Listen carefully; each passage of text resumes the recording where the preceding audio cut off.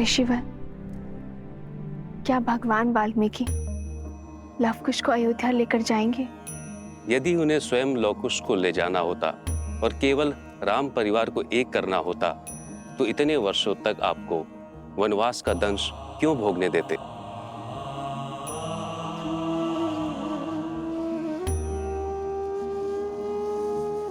अर्थात यहाँ प्रश्न केवल श्री राम के साथ भेंट का नहीं है, बल्कि समस्त अयोध्या के हृदय परिवर्तन का है।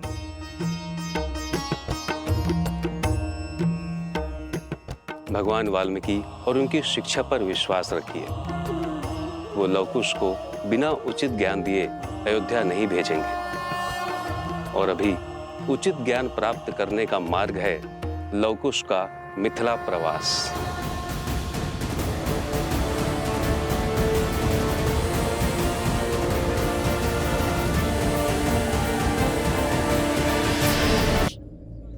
वरमाला भी ठीक थी। वर कहाँ से लाएंगे उन देवी के लिए? पता नहीं। फिर वचन क्यों दिया? करुण वचन नहीं देता तो माता को दिया वचन टूट जाता। मिथिला नरेश के समक्ष स्पर्धा से पहले ही चले जाते। अब क्या करें? कुश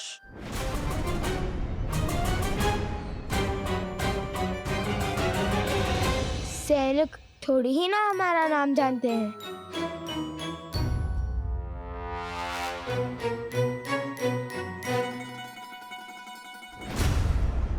अच्छा, तो यहाँ छुपे बैठे हो?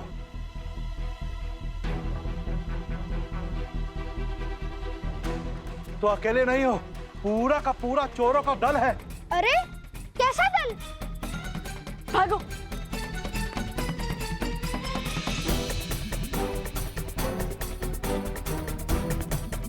अरे महाशय, आप तो हमारे पीछे ही पड़ गए। कहा ना, मैंने आपका अश्व नहीं चुराया। मैंने आपके अश्व से अनुमति मांग ली थी। उसने हाँ में सर भी हिलाया। फिर भी आप हमसे क्रोधित हैं।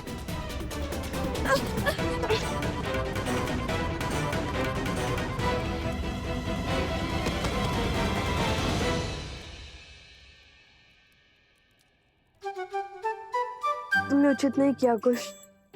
किसी और की संपत्ति को बिना अनुमति के। भैया, अश्व का स्वामी भले ही व्यक्ति था, किंतु स्वयं अश्व भी तो स्वयं का स्वामी है।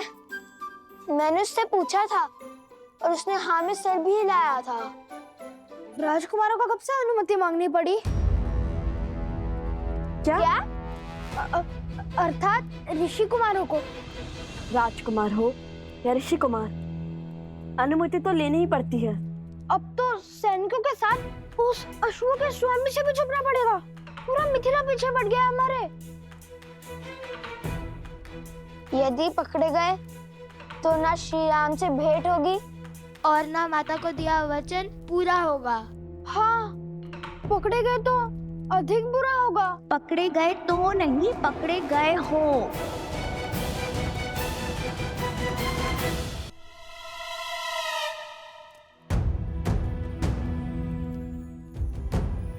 देवी आप यहाँ कैसे? मिथिला वासी हूँ, चप्पा चप्पा के आते छिपने का।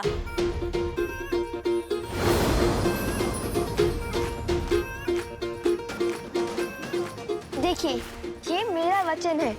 संध्या तक आपके लिए वरमाला लाऊंगा और वर भी। अरे कोई मुझे इस चप्पे से तो निकालो।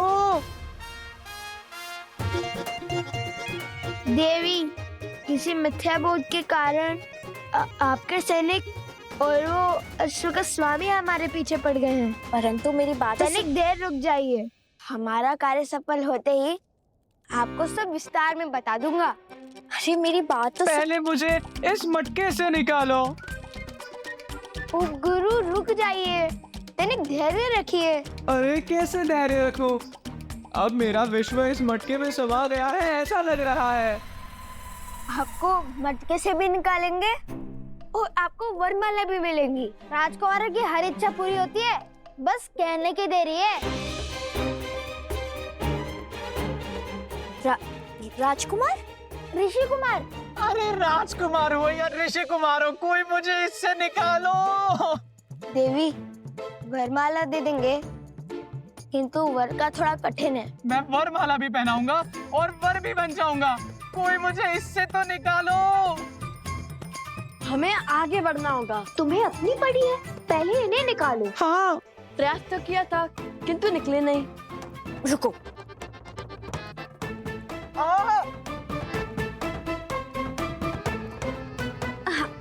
अच्छा बैठो बैठो।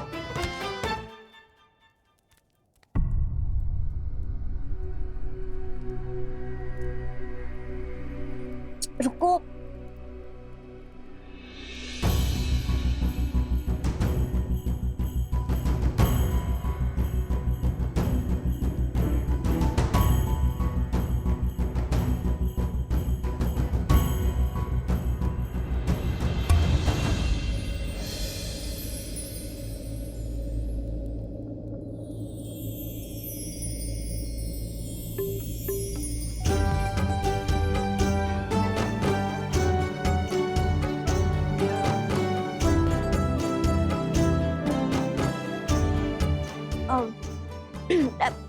ऐसे क्या देख रहे हो?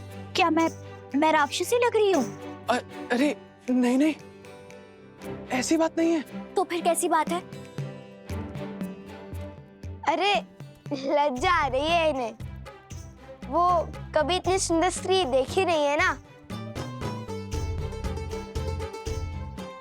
उन्होंने स्वयं कहा था वर भी है और वरमाला भी पहनाएंगे। यदि आप वरमाला पहनाएंगी तो मना नहीं करेंगे,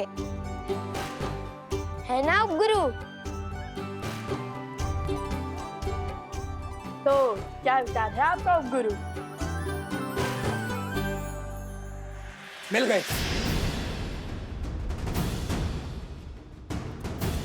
वर्णन जो दिया था उसके अनुसार यही वो चोर है। ले चलो इन्हें महाराज के पास।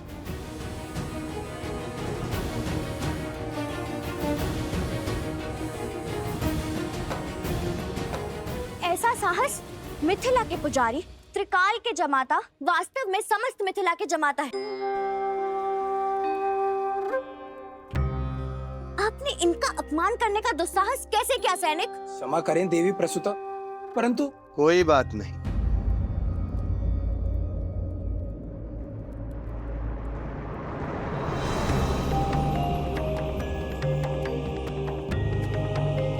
पिताश्री,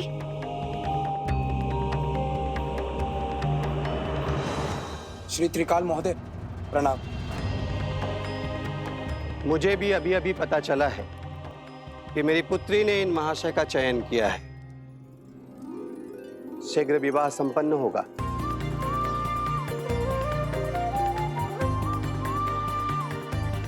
जाइए जाइए, उन तुनीर चोरों को कहीं और खोजिए सैनिक जी। अवश्य। पुत्री,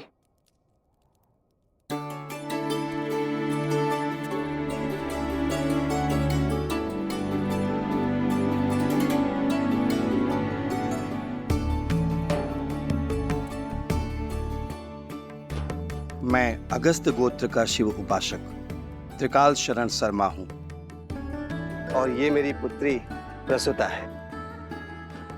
आप हमारे आवास पर अतिथि होकर पधारिए महाशय और अपना परिचय दीजिए।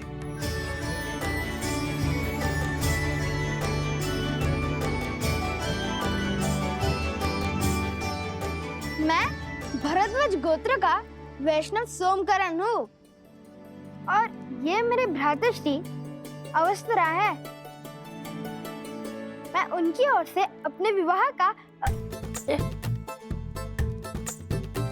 क्षमा करें, अपनी ओर से इनके विवाह का प्रस्ताव। सुनो सुनो सुनो, मिथिला के जमाता, अयोध्या के महाराज श्री रामचंद्र के स्वागत में कल प्रातःकाल भव्य उत्सव होगा। उसके पश्चात संसार भर से धनुर्धारी आके अपनी कला का प्रदर्शन करेंगे। आज सब शुभ होगा और कल श्री राम से भेंट भी निश्चित है। हाँ भैया, कदाचित माता सीता भी उनके साथ हो।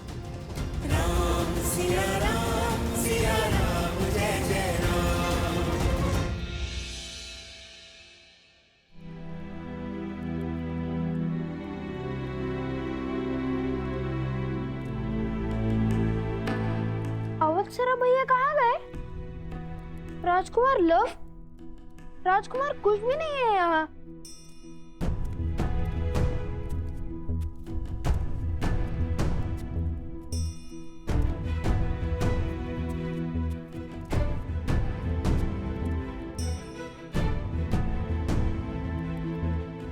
कहाँ गए ये?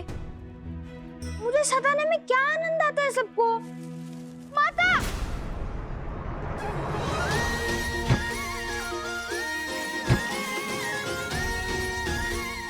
टोकरी के भीतर छुपने का छल अच्छा है। और मिथिला हमें तो नीर चोर समझती है, इसलिए तुम हमसे तनिक दूर ही रहना। वे नहीं जानते कि तुम हमारे साथ हो। हाँ, उपगुरु अवत्सरा वरमाला बनाने के पुष्प लेने गया है प्रसूता के साथ। तुम भी जाओ और विवाह की तैयारियां करो। हम स्पर्धा जीतकर अभी आते हैं। किंतु मुझे भी श्री राम से मिलना है। उनसे मिलने का अवसर मैं कैसे छोड़ दूं? जिसके भाग्य में जब उनके दर्शन होंगे वे तभी उसे मिलेंगे। हाँ, किंतु ठीक है, चलो। किंतु अपनी टोकरी की व्यवस्था स्वयं कर लेना।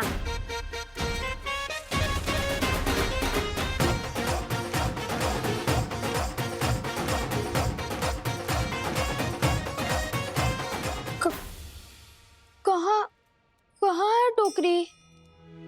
अरे, यदि मुझे कोई पहचानता ही नहीं तो मुझे छुपने की क्या आवश्यकता है? मूर्ख बना गए मुझे।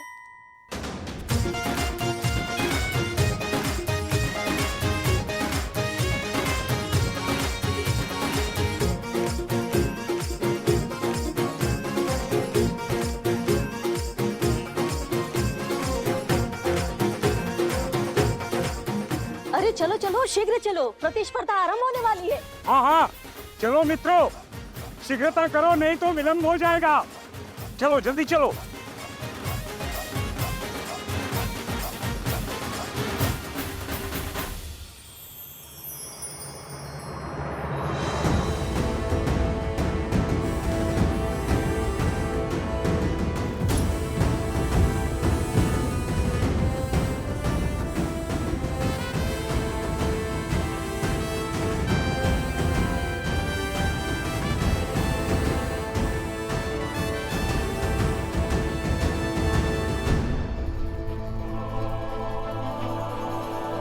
कदाचित किसी कुमार में सीता की बस एक झलक दिख जाए। आज की धनुर्धार प्रतियोगिता में संसार भर से मिथिला पधारने के लिए आप सबका कोटि कोटि धन्यवाद। शीघ्र ही मिथिला नरेश की उपस्थिति में आप सबकी प्रतीक्षा का अंत होगा और स्पर्धा का आरंभ होगा। मिथिला नरेश महाराज जनक पधार रहे हैं।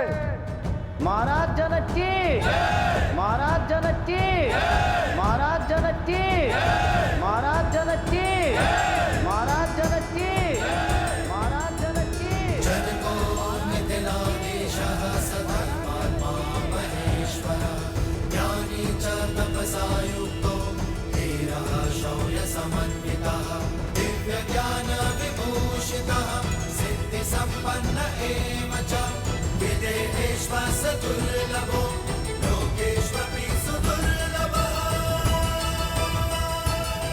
और आज महाराज जनक के साथ ही मिथिला की पावन धरा पर मिथिला के जमाता, रावण के मर्दक कौशल नरेश, धर्मपरायण, मर्यादा पुरुषोत्तम श्री राम के पट पड़ रहे हैं।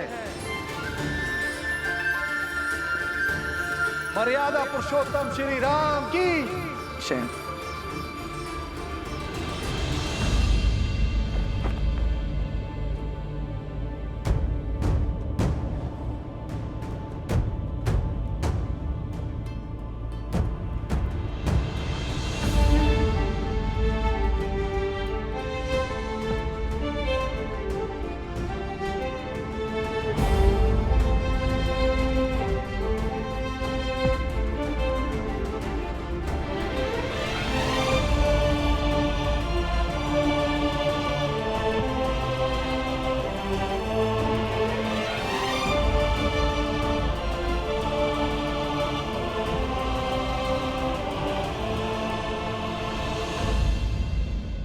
आप समझे या न समझे, मिथिला की जनता अपनों और अन्यों में अंतर जानती है।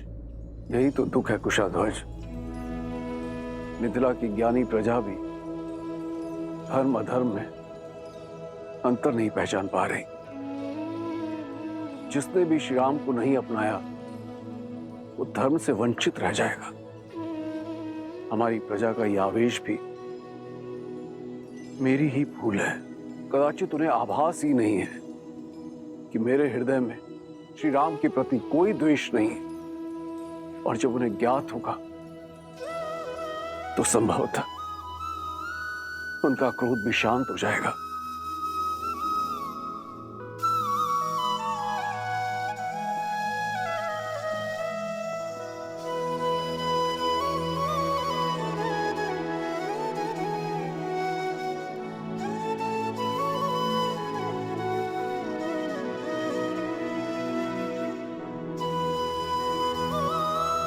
बोलो अयोध्या नरेश, मिथिला के जमाता सियावर रामचंद्र की।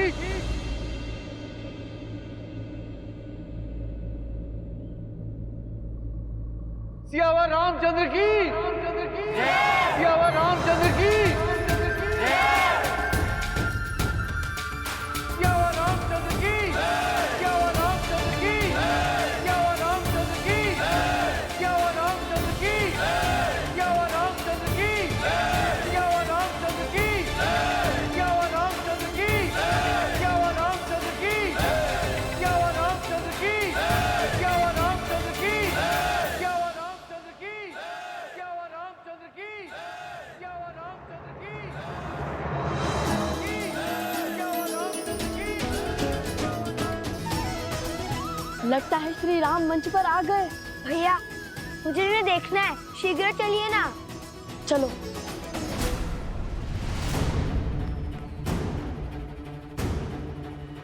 कैसे जाएं? मार्ग में बड़ी बाधाएं हैं। लगता है श्री राम को देखने की इच्छा पूरी नहीं होगी।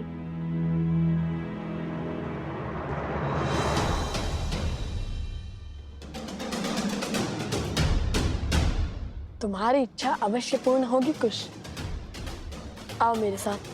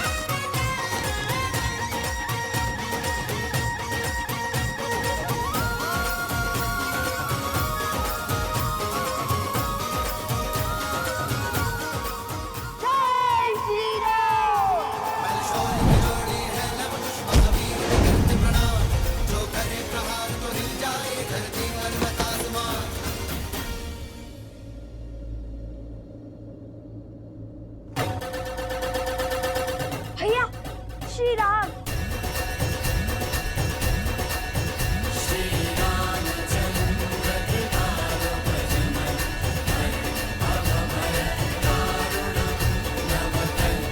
दर्शन नहीं हो पा रहे हैं। भैया इस समस्या का समाधान अभी कर देता हूँ। नहीं कुश, ब्रज राज्य की गरिमा होती है, उनकी भावनाएं उससे जुड़ी होती हैं, और प्रहार तो शत्रुओं के ध्वज पर भी नहीं करना चाहिए कुश। स्मरण है ना माता ने क्या सिखाया था? तन को छलनी करने से भी अधिक घातक है भावनाओं को तार तार करना। तन के घाव भर जाते हैं, मन के नहीं। हनुमान जी होते तो कितना अच्छा होता। पवन देव से कहकर इस तीव्र वायु को रोक देते। यदि माता ने महाराज जनक से मिलने के लिए मना न किया होता तो दर्शन तो क्या, अभी तक तो भेंट भी हो चुकी होती श्री राम से।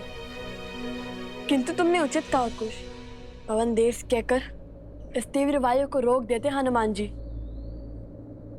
हे पवन देव, भक्त को भगवान से रोकना प्यासे को जल से दूर रखने के समान है। हमने भी आपके पुत्र हनुमान जी की भांति श्री राम की अनन्य भक्ति की है। इतने संकट पार कर हम यहाँ आए हैं।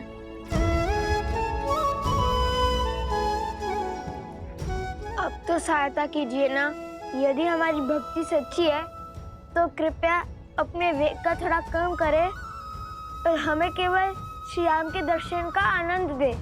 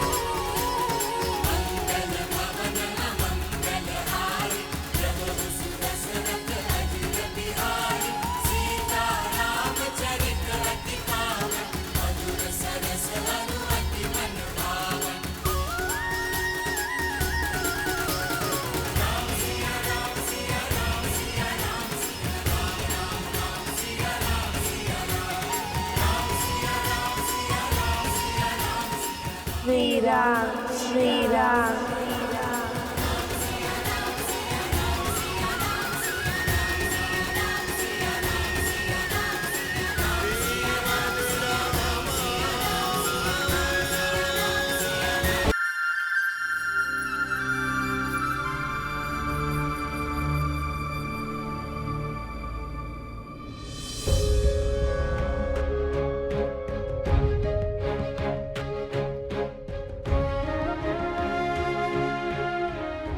महाराज, आपके नेत्र उन ऋषि कुमारों को खोज रहे हैं।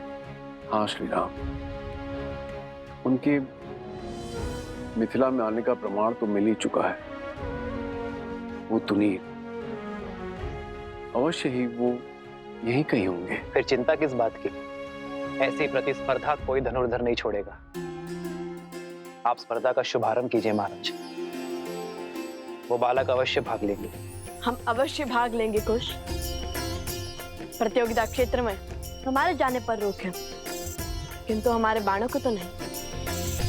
महाराज जनक ने प्रतिस्पर्धा के आरंभ का आदेश दे दिया है, तो पहली प्रतियोगिता है जो इस पक्षी को धरा पर ले आएगा वो होगा पहले चरण का विजेता।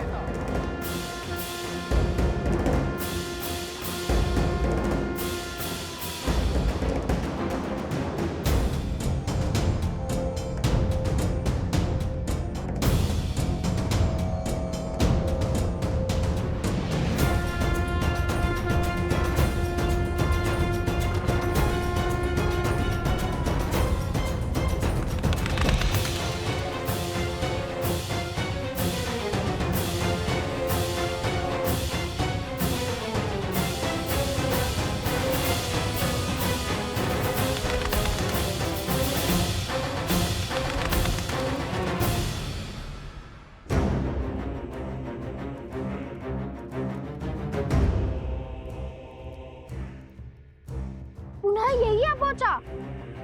वहां जाता हूँ जैसे आया था।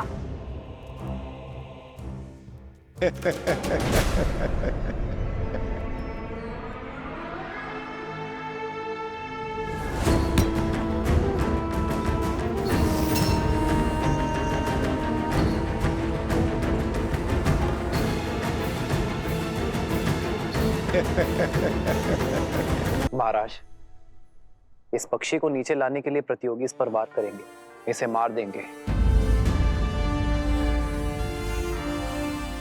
धर्म की रक्षा के लिए वध करना केवल देवताओं का कार्य है। आत्म सुरक्षा के लिए वध करना मनुष्य का कार्य है। भोजन के लिए वध करना पशुओं का कार्य है, किंतु केवल मनोरंजन के लिए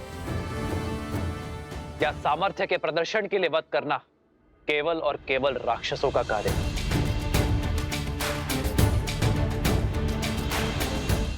उचित कहा प्रभु, किंतु अब क्या किया जाए?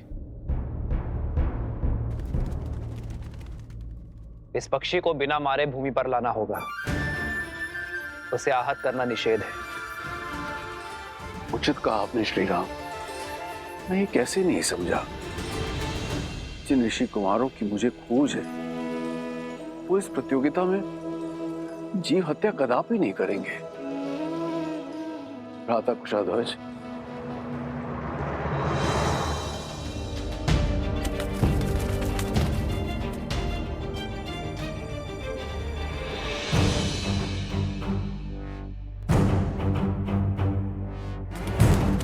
प्रभु, बिना पक्षी को आहत किए कैसे नीचे लाएंगे वो? ये तो नन्हे बालक जान पड़ते हैं। इतनी बुद्धि, इतना विवेक होगा उनमें? प्रभु, कहीं प्रयास में ही पक्षी आहत हो गया तो? एक विशेष सूचना, इस पक्षी को नीचे लाने के लिए कोई भी इसे आहत नहीं कर सकता।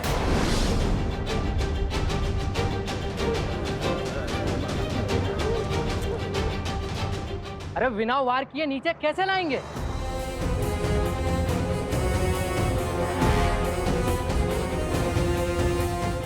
हमें कौन से पक्षी की भाषा आती है जो उन्हें बहला फुसला के नीचे ले आएंगे?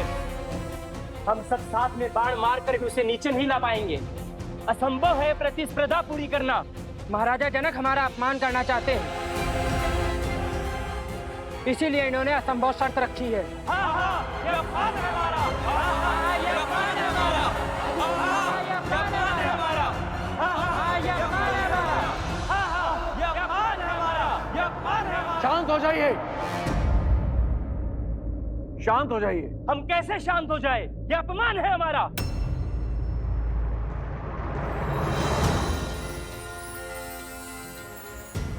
जय श्री राम। भैया वो देखिए, हनुमान जी, हनुमान जी। जय हनुमान, जय बजरंगबली। धन्य हो गए हम।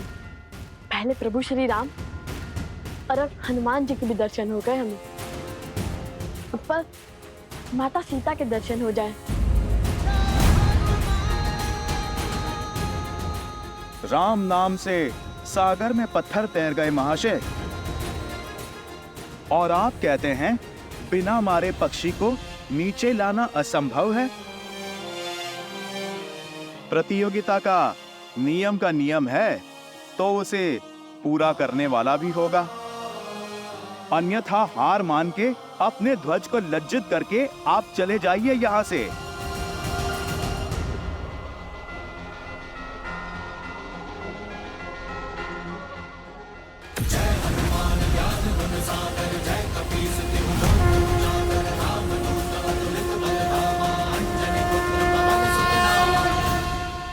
हम पक्षी को बिना आहत करे भूमि पर तो ले आएंगे, किंतु ये केवल प्रथम चरण है और हमारे इस कार्य से महाराज जनक को भी ज्ञात हो जाएगा कि हम प्रतियोगिता क्षेत्र में आ चुके हैं। हाँ, उनके जान जाने में कोई समस्या नहीं है। समस्या तो प्रतियोगिता में भाग लेने से पहले उनसे मिलने में है। नहीं कुश, अभी प्रतियोगिता के कई चरण शेष हैं। यदि प्रतियोगिता पूर्ण होने से पहले प्रभु या महाराज जनक ने हमें पकड़ लिया तो माता के आदेश का उल्लंघन होगा।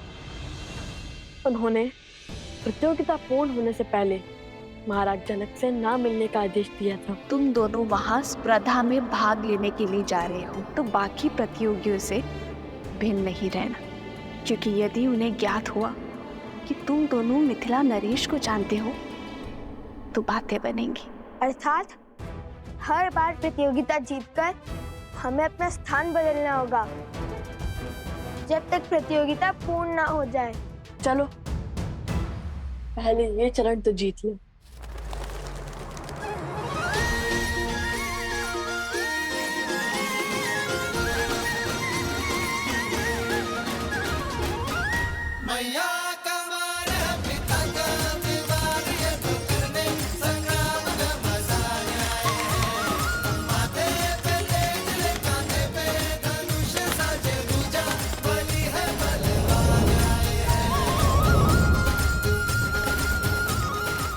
अभी नहीं कुछ, उसे तनिक हमारे महाराज के निकट तो आने दो।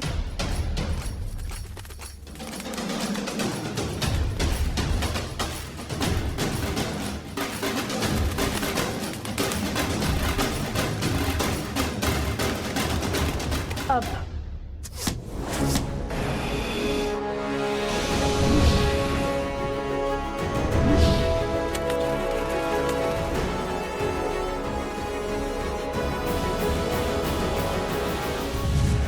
वो देखिए तीर।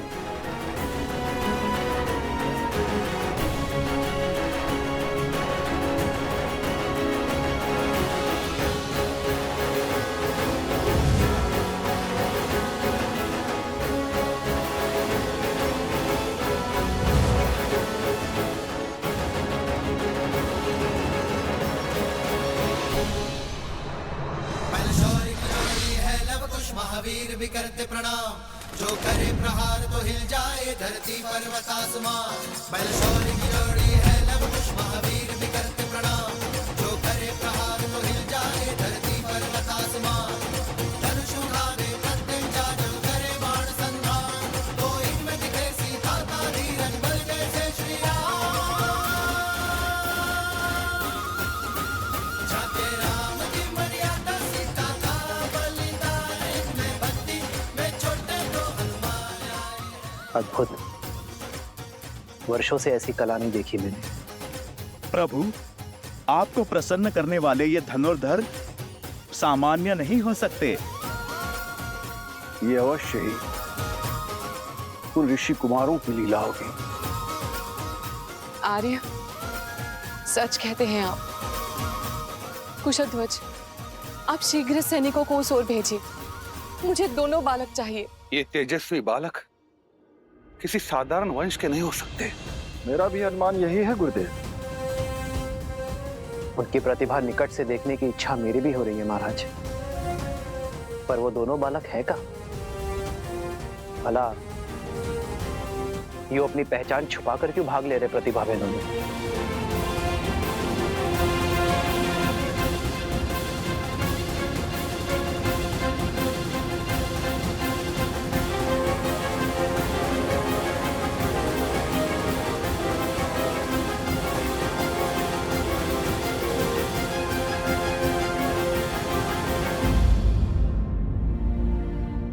मुझे पूर्ण विश्वास है कि ये वही वीर बालक है, किंतु ये छुप छुप किस स्पर्धा में भाग क्यों ले रहे हैं? उन बालकों को खोजना चाहते हैं तो प्रतिस्पर्धा आगे बढ़ाइए महाराज। जिन्होंने पहले चरण में अपना शौर्य दिखाया है, वो दूसरे चरण में भी अपनी उपस्थिति अवश्य दिखाएंगे। आनंद,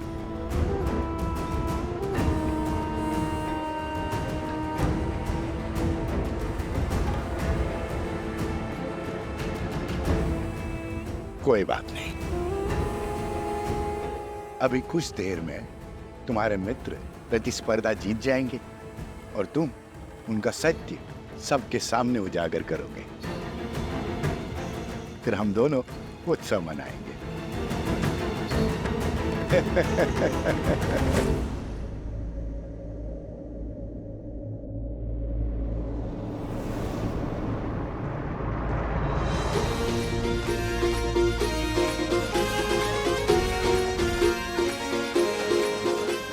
जाओ वहां, हो जाओ उन्हें।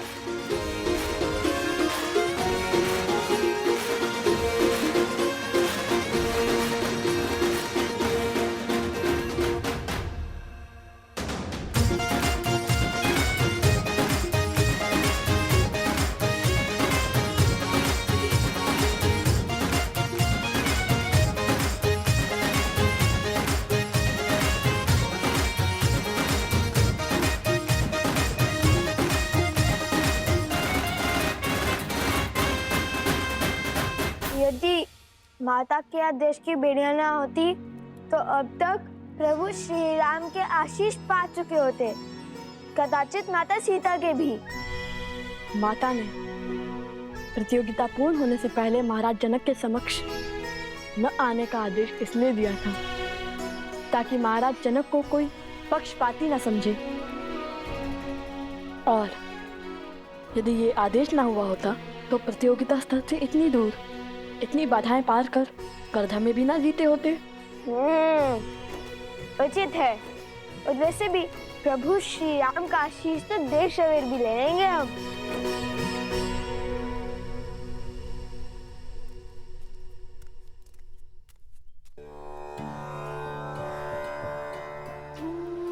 कितने सुंदर और अनोखे पुष्प हैं वन देवी, कहाँ से मिले? आश्रम के आसपास तो ऐसे पुष्प नहीं है। फाल्गु नदी से लौटते समय लवकुश लेकर आए थे। इतनी सुंदर और अद्वितीय माला बनाई, किंतु इतनी छोटी क्यों? ये मेरे आराध्य के लिए, जिनकी मूर्ति मैं सदा अपने साथ रखती हूँ। ये लवकुश भी ना जब सामने होते तो कोई ना कोई करतब कर मुझे चिंता में डाल देते हैं, और जब सामने नहीं होते तो किसी अनिष्ट का भय मेरी चिंता का कारण बन जाता है। तो सोचती हूँ किसी न किसी कार्य में अपना मन लगा लूं। आज भी न जाने कैसी चल रही होगी उनकी प्रतिस्पर्धा। कहीं माता उन्हें देखकर सत्य न जान गई हो। तो अब समय आ गया है इस प्रतियोगिता के दूसरे चरण का आरंभ करने का। देखते हैं इस चरण में कौन जीतता है, वो जो हमारे समक्ष हैं या वो जो गुप्त हैं, जिनके केवल बाण ही हमारे समक्ष हैं। श्री राम, लवकुश की प्रतिभा को देखते हुए ऐसा प्रतीत हो रहा है कि इस प्रतियोगिता के स्तर को बढ़ाना होगा। आपके क्या विचार हैं?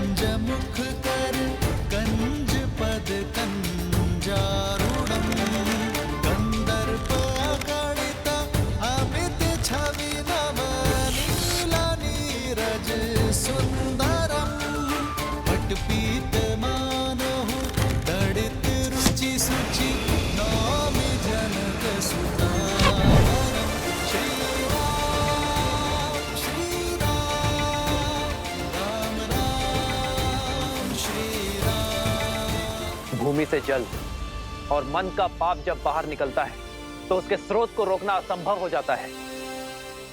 आज जो धनुर्धारी इस जल के स्रोत को रोक पाएगा वही वास्तव में महान कहलाएगा, और इस चरण का विजेता भी।